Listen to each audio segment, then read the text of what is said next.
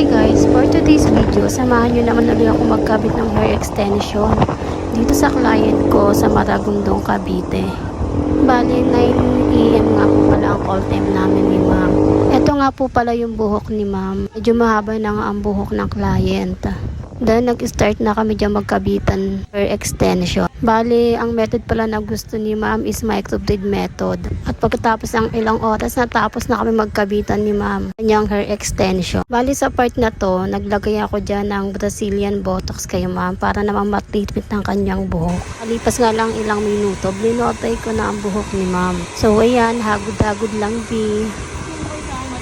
matatapos din yan. Siguro inabutin kami dito ng kalahating oras sa pag-blow dry ko sa hair ni madam. After ko siya ma-blow dry, para naman yung gamot na nilagay natin sa buhok ni madam sa buhok ni client. Natapos din kami sa pagka-plancha ng kanyang hair. At ito na nga ang kinalabasan ng hair extension ni madam ko. Napakaganda, nakakainla. Ito na nga, Paskong-Pasko na sa bahay ni madam. Naman kay client na nagustuhan niya ang gawa ko. So, yun lang.